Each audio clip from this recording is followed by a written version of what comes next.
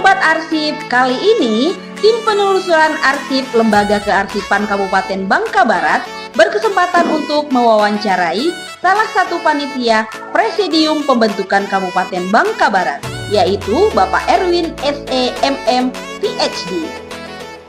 Di saat kita membentuk Kabupaten Bangka Barat itu memang kita mendapat sebuah informasi yang masif terkait rencana pembentukan Provinsi Bangka Belitung. Ya kan ya. Karena syarat untuk membentuk kabupaten provinsi juga harus ada syarat kabupatennya, minimal kabupaten. Maka salah satu percepatan untuk pembentukan kabupaten-kabupaten yang ada di Bangka Belitung ini sendiri. Bahkan kita waktu itu sebetulnya sudah lama ingin jadi kabupaten bentok itu, tetapi beberapa generasi belum juga terrealisasi.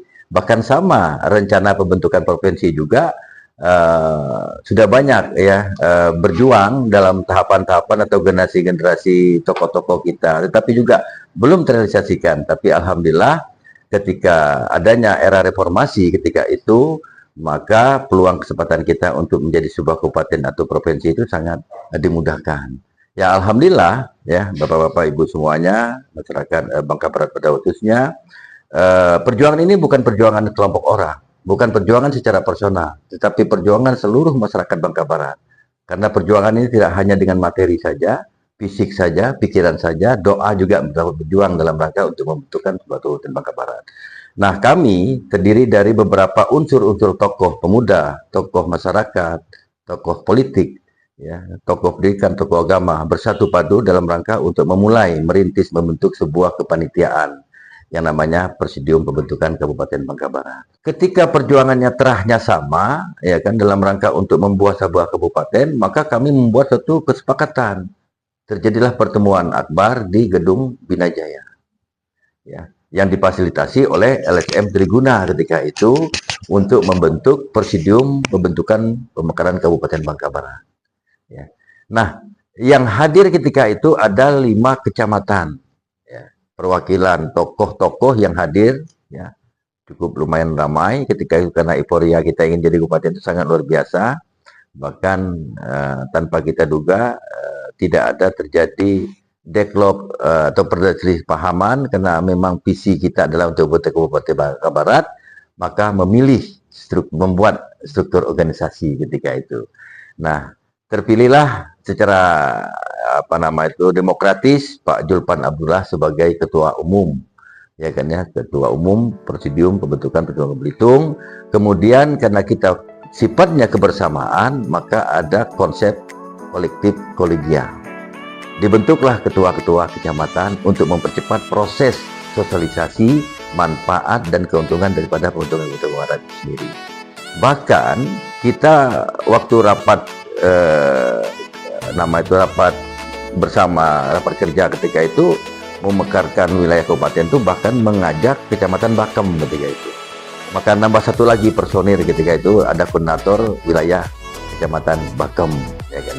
Tetapi setelah kami membuat sebuah perhitungan, ya kan ya, karena syaratnya cuma 5 kecamatan, kalau mau ikut hayu enggak pun tidak ada masalah untuk kecamatan Bakem. Tetapi Kelapa, Tepilang, Jebus, Tritip, Mentok itu wajib, karena satu saja tidak ikut maka batal kita jadi kabupaten ketika itu. Nah, Bapak Ibu sekalian, setelah terbentuknya kabupaten tadi, kepengurusan tadi, maka mulailah kami membuat program kerja.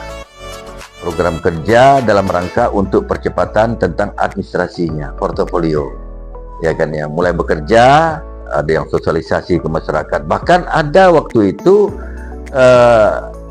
nada-nada miring dari kawan-kawan di Kecamatan Tepilang, kena jarak jauh alasannya ke Mentok. Lebih baik kami ke Bangka Induk. Tetapi dengan pendekatan kita dengan kawan-kawan tokoh-tokoh masyarakat, tokoh pemuda di Kecamatan Tepilang, bahkan saya sempat mengatakan ketika itu, kalaulah kita menjadi kabupaten, maka kesempatan untuk bekerja itu bagi anak-anak kita, ada di kita itu sangat besar sekali. Rekrutmen CPNS ya. Untuk menjadi pejabat tidak lama antriannya, karena kita bisa jadi ketua partai di Bangka Barat. Saya sempat bercanda seperti itu Pak, dalam menjelaskan kepada kawan-kawan itu supaya mereka mau bergabung untuk menjadi sebuah kabupaten. Karena kalau kita bergabung di satu Bangka Induk yang kecamatannya banyak, ibarat kue, baginya banyak anggaran itu, maka percepatan pembangunan itu akan terhambat. Tapi kalau kita 5 kecamatan kuenya ada anggarannya sama dari pusat, maka pembangunannya lebih cepat saya bilang. Dan itu tujuan kita untuk percepatan bangunan. Bahkan kita ingin Mentok itu menjadi kota administratif. Itu perjuangan dari awal itu sudah kita buat. Alhamdulillah, bahkan ya teman-teman Bapak Ibu sekalian, dinamika dalam rapat pembentukan provinsi itu perjuangannya itu bukannya yang kita katakan mulus ya. Kawan-kawan di Mentok juga sangat luar biasa dengan jarak jauh pergi ke Sungai Liat, demonstrasi di ini ya tempatnya. Ini sejarah sejarah berkumpulnya pembentukan Kabupaten Bangka Barat. Di sinilah titik nolnya kita dulu. Kampus inilah sejarahnya membentuk Kabupaten Bangka Barat. Ya, ini kantor DPRD ceritanya. Itu pendokan. Nah, jadi kita nggak ada anggaran dari orang untuk makan, minum, dan kita berjuang bersama-sama. Ya tadi nggak ada lagi konsep yang sudah presidium tadi, LSM Triguna, LSM itu, enggak, semuanya tergabung dalam presidium pembentukan Kabupaten Bangka Barat. Bersatu kita bersama-sama, bahkan berangkat ke Jakarta bersama-sama ketika itu. Nah, harapan saya tidak ada konflik kepentingan bahwa siapa saja sih yang berjuang nih, enggak. Yang penting sejarah harus kita luruskan, tahapan-tahapan itu ada, jadi memang selama ini saya lihat seolah-olah terlupakan. Bahkan kita lengah dulu, arsip pun susah nyarinya kemana kan ya. Sebagai arsip terbentuknya sebuah Kabupaten Bangka Barat itu setidaknya arsip negara ya. Itu yang harus kita simpan. Bapak Ibu sekalian, untuk pribadi saya sebagai ketua presidium Kabupaten, salah satu ketua presidium Kabupaten Bangka mewakili Kecamatan Kelapa, berharap ya kepada pemerintah, ya kan, setidak-tidaknya bagaimana kita memperjuangkan untuk kepentingan dan kesejahteraan masyarakat. Itu titah dari pembentukan Kabupaten Bangka Barat tadi. Nah, mengoptimalkan ya percepatan pembangunan, memanfaatkan potensi sumber daya alam yang ada.